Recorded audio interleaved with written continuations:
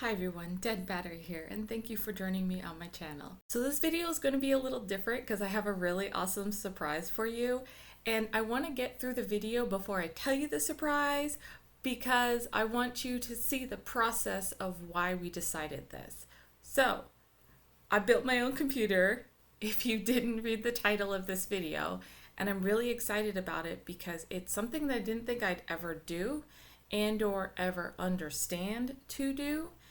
And I finally got enough confidence to go for it. I'm happy that I decided to do this because I did have a lot of help and I felt like this was going to be something that I could do. I did want to go through the process of building this computer though, and by no means take this as a reference on this is how you build a computer. I would like to shout out, and I had an extreme amount of help from JayzTwoCents. His videos are always very thorough and it makes me feel like I can understand them. Now, I didn't talk to him personally and get help, but I did watch a lot of his videos and I'll leave a link in the description below.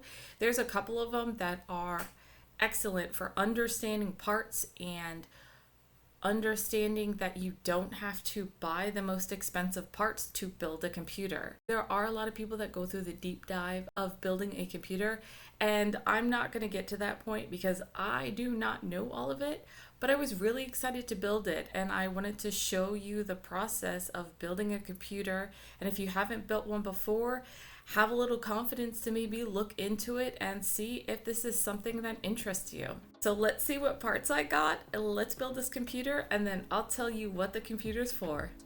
This is the motherboard I picked out. It's a micro ATX. It's an ASRock B760M Pro RS Wi-Fi. You can see in the box there are the two antenna, a couple cords, the instruction manual, and then the motherboard.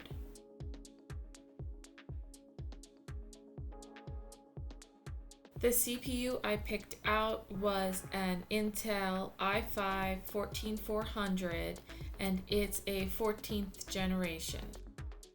When putting it on the motherboard, you don't want to take this black plastic cover off first. The instructions said to just open it, and then you have to get the CPU in there properly, and the instruction manual tells you, but in the corner there was a little triangle that matches up with the CPU. So you just put it down and then you close it. I had a little difficulty doing this. I felt like I was forcing it down, but everything was lined up, and once I got it down, the black cat popped off. Next, I'm going to install the RAM, and I picked up two Crucial that are 16 gigabytes, which equals 32 gigabytes. And these are DDR5 4800. I think since the system is newer, everything is just a struggle to get into place. I struggled with the RAM as well. I felt like it was so tight I couldn't get it on and I was scared I was going to break it. But with a little bit of even pressure, both of them snapped down properly. For right now, I only got an M.2 and not an SSD, and the one I picked out was the WD Black. And it does say that it has customizable RGB lighting on it. I don't know if I'll be able to figure that out, but that'll be fun to change the light. The CPU cooler I bought was by Deepcool, and it's called the AK400, and I got it in dark blue, and you'll see in a little bit why I went with this color. You have to put the bracket on the back first. This is what the bracket looked like, and I couldn't get into place because it wasn't lining up, and I was a little confused until I read the instructions, and these little parts snap into position. So it depends on what kind of board. So mine, I just had to snap them all up. And then after that, it fit on the board perfectly. So you put this on. Then you flip the motherboard back over. And then you put these little brackets on top. Make sure you use the correct ones. Read the instruction manual. It does say which ones go where. It also tells you what screws you use depending on if you're an AMD or an Intel. It's got these little bumps on it, that is what you put the cooler on, and depending on the airflow is which direction you put it. And once that's down, then you use the correct screws and you go around the outside and put all screws into place. When I took the CPU cooler out, it already had thermal paste on it. Let me know in the comments if this is something you've seen before, but when I looked it up, it said that that is the correct amount of thermal paste. So I'm gonna go with it for now, but let me know what you think about this, or if this is something you've seen, or if you wipe it off and apply your own. Now I can put the fan back on, and because it only has one fan, I may get another fan.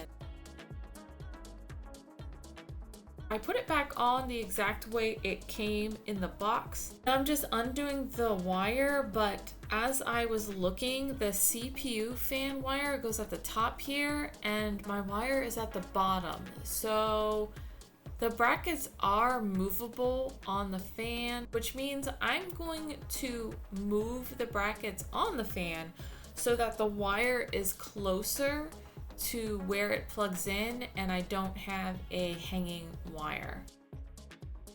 This is the case that I got, and as you can see, this one's also in this awesome blue color.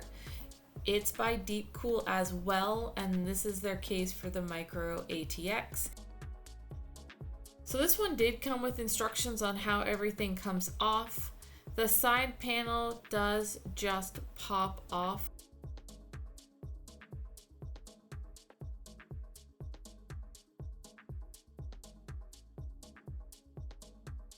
And then the glass on the front is just magnetized and it lifts off.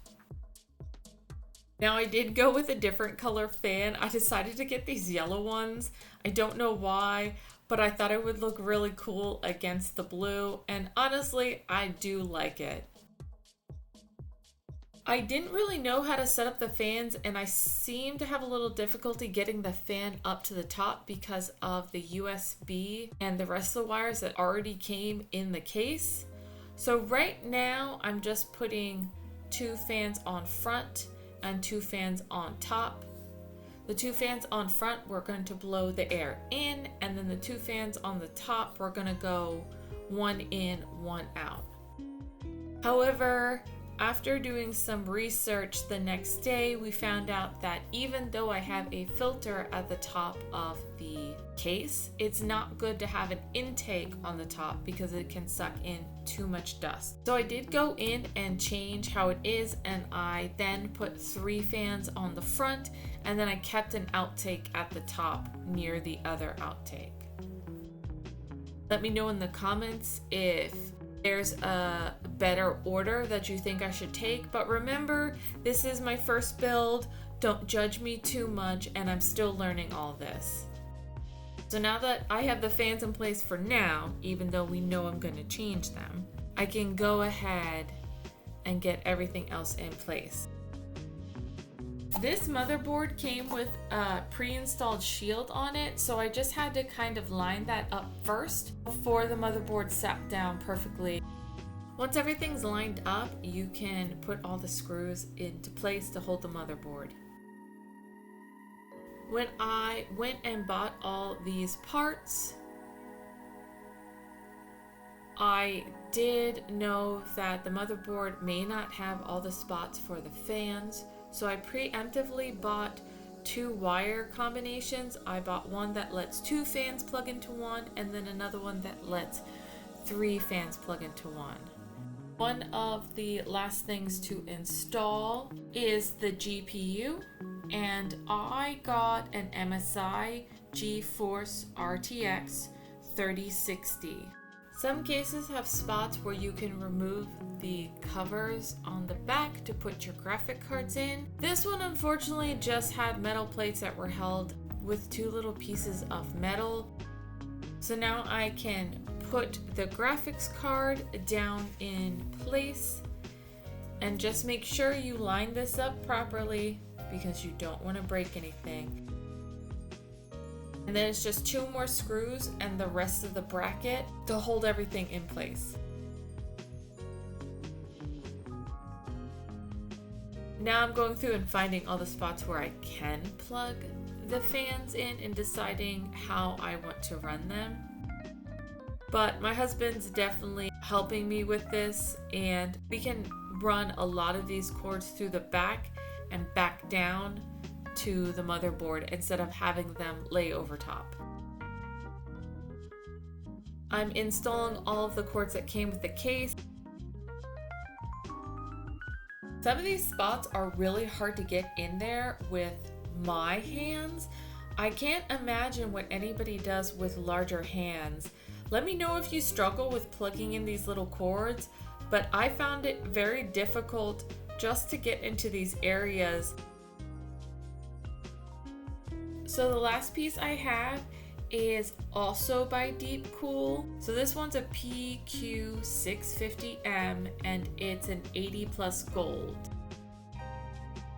So now that I have the power supply, I can start getting all of the main power cords from the back to the front and plugged in to the motherboard. It does take a lot of back and forth, and some of these cords are really stiff. I don't know how well some people hide them, but I've seen some builds where you can't even tell there's cords. So for mine, unfortunately, you're definitely going to tell there's cords. Once I get everything plugged in, or what I think I have plugged in, let me know in the comments if you see the one that I missed plugging in. I will get to it soon, but it does take me a day.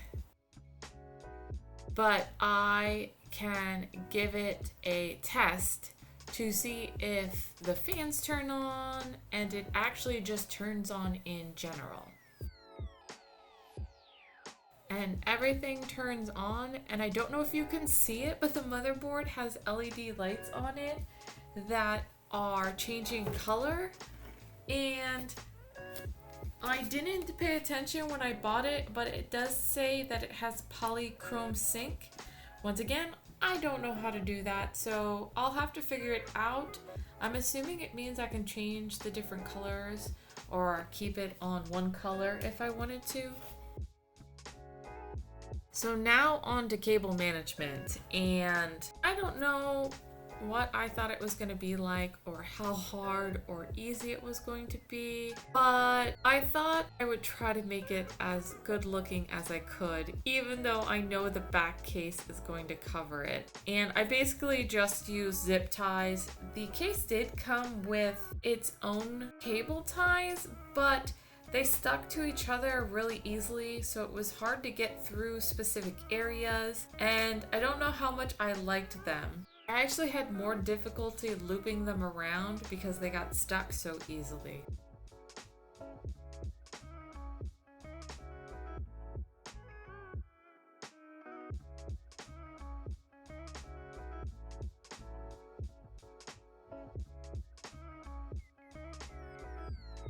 Now that I have all the cables tied up the way I want, I can go ahead and put the back panel on.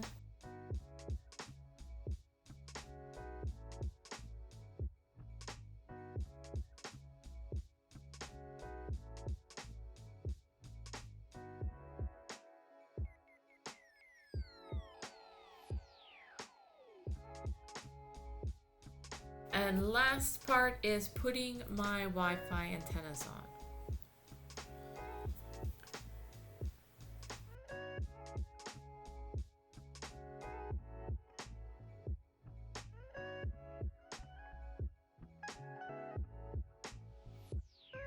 Now at some point at nighttime, I realized I forgot to plug a cord in. I actually forgot to plug the CPU power in.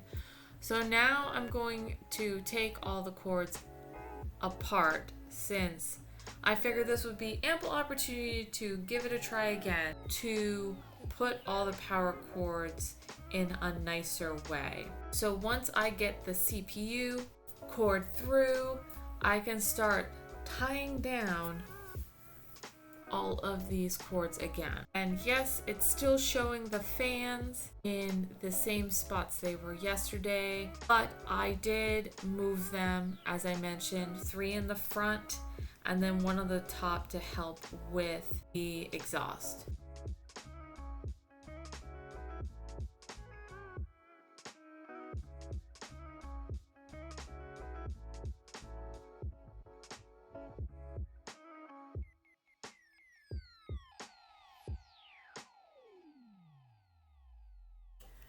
Cable management is crazy.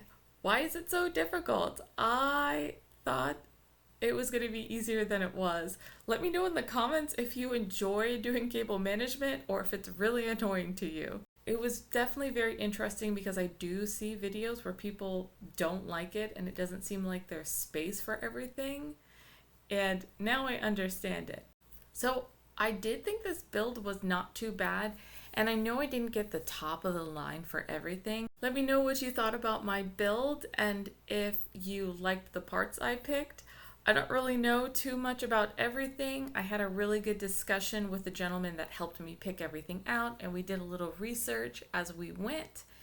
But basically, the surprise is we're gonna start streaming all of the video games that we buy for all of these systems. We're probably going to start at some of the older systems and work our way to some of the newer systems. And I really don't know how this is going to go yet, but it's going to be an exciting journey. So basically, we built this computer for streaming. I use a laptop for this kind of stuff in my editing, and it's a gaming laptop, and it would probably handle streaming, but I didn't want to overtake what I'm already using. So I thought it was a good idea and an opportunity to build a computer. So this is a basic computer that's going to be used for streaming, not for gaming. I am going to 100% absolutely keep up with these videos, but I'm also going to be playing some games on the side for everything that I fix. If you have any suggestions for games, let me know. We're going to try to work through our extreme backlog. So I hope you enjoyed this build. I hope you're excited for the video games we're going to play. Thank you for watching. I know this was a different kind of video, and I know that everybody has opinions on computers and what's the best parts. Like I said, by no means is this exactly what you have to do to build a computer, but I'd like to give a big shout out, as I mentioned, to JayzTwoCents, because he definitely gave me the confidence to build this computer. I also wanted to say a big thanks to my husband. He also gave me a lot of courage and encouragement to give this a go and build this computer. Now, granted, he wanted to build this computer so he could stream, but without his encouragement and help, I don't think I would have actually built the computer. I also set up the camera and thought I hit the play button and didn't, but I did make it through the BIOS and I was able to add Windows onto it. If you don't know how to do any of this, I'll leave a link in the description below. JayzTwoCents has a fabulous video on, hey, I built a computer, what do I do now? And just so you're aware, it was made in 2003. It is 2004 now, and your Windows thing still works. So if you need to get Windows onto your computer, but you don't have the code, check his video out. So in all, I'm really excited that I built a computer. We're going to start streaming all the video games that I've been collecting, because every time I fix a system, I have to buy a game to test it. So this is going to be a great journey, and I'm glad you're all here with us. As always, if you like this video, please like and subscribe, share with your friends, and I'll see you again in 2 weeks. Bye!